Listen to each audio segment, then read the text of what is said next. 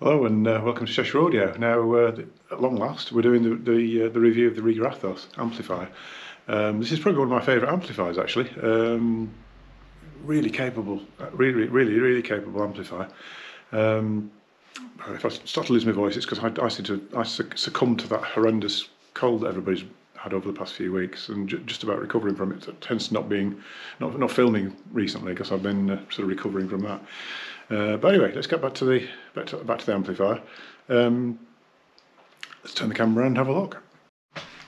There we go. It's a fairly substantial thing, the Aethos. It's about 18 kilos, I think, weight-wise. Really solid construction.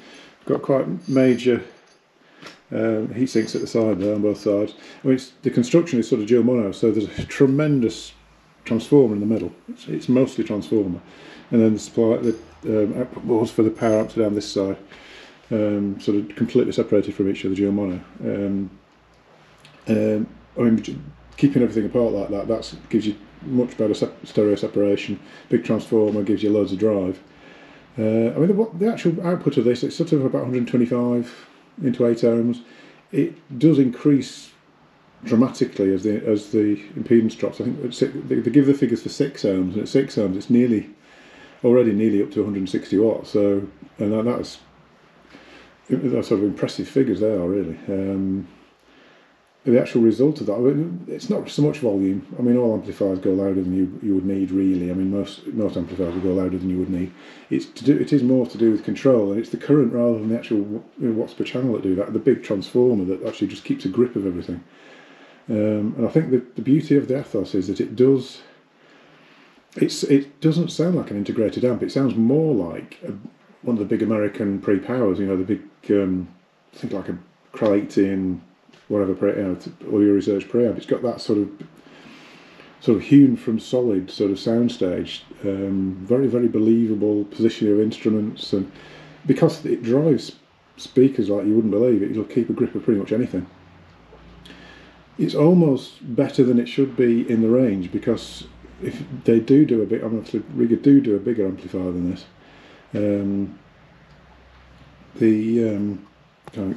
Voice is going. What's that? I'm back. Yeah, the Rega. What was I? Rega. Yeah, the Rega Osiris is their top range amp. Much bigger than this. So it looks very similar, but a much taller box than this. Much heavier than this. Believe it or not. And again, that really does drive things extremely well. But the Aethos is so close to it. It gives very little away to the Osiris, and the Osiris is twice the price of this. I mean, when the Osiris came out, it was class leading, really. There was nothing much out there that came anywhere near it, which makes this astonishing value, really. It really is astonishing value for the performance of it. I think there's other amplifiers out there that do sort of individual things slightly better than this stuff. I think if you look at this, like a Sugden A21 SE, which is kind of similar money, I think that's a little bit more engaging than this is, but drive-wise, I mean, you could put... There's no real limit as to what you could drive with these. I mean, with an Aethos, it's not... you wouldn't have to think about it at all, really. It's just got tremendous stability in that respect. And things like the name Nate, XS possibly has a bit more definition than this. Is it the XS? Can't remember. I've lost track of names now. There's a name around the set. The Super Nate. It's a Super Nate. The Super Nate's around the same sort of money as this. I don't think the Super Nate is as engaging as this, but it is probably a bit clearer and better defined than this. But overall, this is the one that you would listen to over a longer period, really. I think this and the Sugden, but with this, like I say, there's no question about whether it would drive your speakers or whatever else. It's just sort of ridiculously capable. I put next to it, just I think it's sort of going off track a little bit. I just put the little IO next to it, because they're sort of following. There's a sort of a family resemblance, really, and it's sort of they've taken this design of the end pieces and the shiny front panel there, and sort of mirrored the Aethos and sort of downscaled it. I think that's quite cute the way they've done that. It just worked well. The only amplifier now that they do that doesn't have that sort of look is the Brio, and according to Rega, there's no plans to follow this styling with the Brio, which is a bit of a shame, really. I've I've got at home in a system the earlier Brio, the flat-fronted Brio, which actually looks more like this than the new one does. I probably prefer it personally, but anyway, where are we? I'm waffling on about rubbish. Controls-wise, yeah, the slight oddity with this is what looks like a little remote sensor is actually the on-off switch. So it's a bit of a fiddle to get your finger in, but I suppose there's it's just sort of depressed now. I suppose there's an intention for you to perhaps leave it switched on. I don't know really. You don't really need to leave these switched on. I think they seem to come up to temperature in about a bit like Sugden's and things like that. They seem to come up to temperature in a good half hour, 40 minutes. So as long as you know you're going to be listening, you can sort of switch it on in advance. And they do sound better for warming up, but they're not like some equipment where some preamps phono stages almost take a good 24 hours to come up to temperature, which is, I've never understood why that is, but it does seem to be the case. Similar controls to the rest of the range really. You've got your input select, which you can see it sort of cycling between 5 inputs there. There's no phono stage on the Aethos. I mean, the intention will be to use it with an ARIA or one of the other models that they do. We've actually got a mute button here, which is something I don't think anything else on the Rathrop set. I think the Illicit might do. And then a record button, so that means you can basically record monitor button. What else is there? Oh, we've actually got direct on there as well, so that's a direct pass through, I think. On there, which I think, I can't remember how you access that, but anyway. Screen's going off. Yeah. Really like the volume control on this. Really big, chunky volume control. Quite like this sort of very sort of a bit reminiscent of the old original Name Audio stuff, like the original Nate and 32, 72, that sort of thing. Really nice feel to it, very solidly made feel. Which is always nice. I think that's your point of contact with an amplifier. And if it's sort of plastic and flimsy and moves around as you're using it, it does detract quite a bit. Obviously, there's remote control. I haven't got the remote control. If you've seen my videos before, I tend not to use remote, but obviously there is remote control for this, powered volume control. I've read that people think that it's a little bit difficult to control sort of small movements of this. I think that's quite a standard thing with remote volumes. I've never really liked them. I should probably try the Aethos and just see what we're talking about with that really. But I think I've found that with pretty much all the Regas and other models as well. I think the Sugdens are a bit like that. I can't really think of any that I actually think really work well actually in that respect. So whether that's the thing or not, I don't know. That's something you probably need to try and judge for yourself really. I tend to just set the volume, go and sit down, and there you go. I don't really tend to worry about them. You know, if you've got the mute button, that's probably more useful in most situations. But anyway, so I'll stop waffling on. Let's have a look at the back panel. Okay, so back panel, we've got 5 inputs, and so it's input 1, 2, 3, 4, 5. Line input, no, like I say, no phono stage, so there's no no record player input. So you would use an external phono stage. Record in and out on this, so tape deck or whatever on there.